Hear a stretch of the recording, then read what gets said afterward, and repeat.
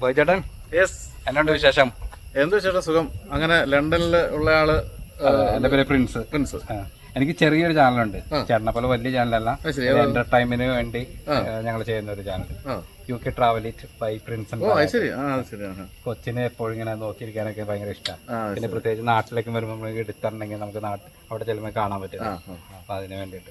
അപ്പൊ അങ്ങനെ അങ്കമാലിക്കാരനായ പ്രിൻസും കോട്ടയംകാരനായ ഞാനും മുതലമട റെയിൽവേ സ്റ്റേഷൻ വെച്ച് കണ്ടുപിടിക്കുന്നത് അല്ലേ? അപ്പൊ നമ്മൾ രണ്ടുപേരും പാലക്കാട് വെച്ച് കാണാൻ വേണ്ടി ഒരു ഭാഗ്യമുണ്ടായി.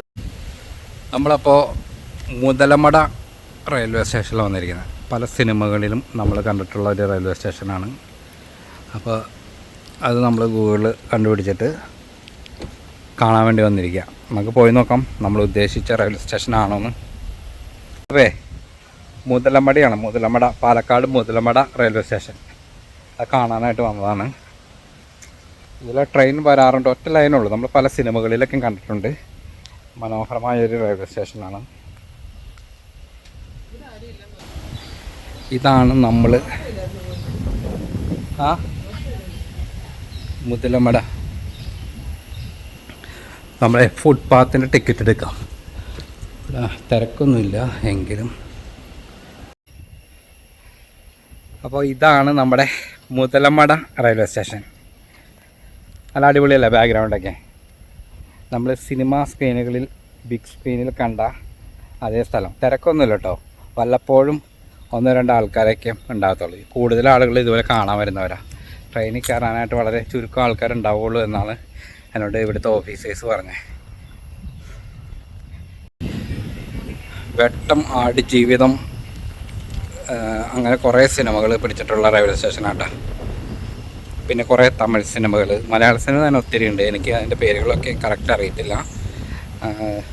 അപ്പം നമ്മൾ കാണാറുള്ള മനോഹരമായ റെയിൽവേ സ്റ്റേഷൻ. പ്രത്യേകിച്ച് ഇതിൻ്റെ മനോഹാരിത കൂട്ടുന്നത് ഈ ആൽമരങ്ങളാണ്. ഇങ്ങനത്തെ കുറേ ആൽമരങ്ങളുണ്ട്. ഒരു 5-6 ആൽമരങ്ങൾ അങ്ങറ്റം വരെ ഉണ്ട്. അതാണ് ഈ റെയിൽവേ സ്റ്റേഷൻ അത്ര മനോഹരമായിട്ട്. ഒറ്റ ലൈനുള്ളൂ. ദിവസത്തിൽ 3 ട്രെയിൻ എന്തോ ഉള്ളൂ എന്ന് അവർ എന്നോട് പറഞ്ഞത്. അതുകൊണ്ട് എപ്പോഴും ട്രെയിൻ ഉണ്ടാകത്തില്ല, ഇടയ്ക്കൊക്കെ ട്രെയിൻ ഉണ്ടാകത്തുള്ളൂ.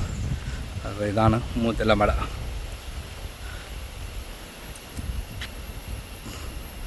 നമ്മുടെ കരിമ്പനിയാട്ടത്.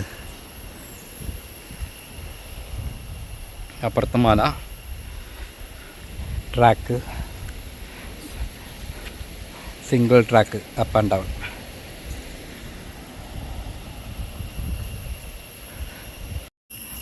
നമ്മുടെ ഈ വണ്ടി കേട്ടോ ബൈജു ചേട്ടൻ അടുത്ത എപ്പിസോഡിൽ ഷൂട്ട് ചെയ്യുന്ന വണ്ടി. അപ്പോൾ ഷൂട്ട് ചെയ്യാൻ വേണ്ടി ബൈജു ചേട്ടൻ എത്തിയതാണ്. അപ്പോൾ ഞങ്ങളങ്ങനെ മീറ്റ് ചെയ്തു. അപ്പോൾ ബൈജു ചേട്ടൻ്റെ വീഡിയോയിൽ നമുക്കിത് കാണാൻ പറ്റും. അങ്ങനെ നമ്മുടെ വണ്ടി. ഓക്കെ, നമുക്ക് പോവാം.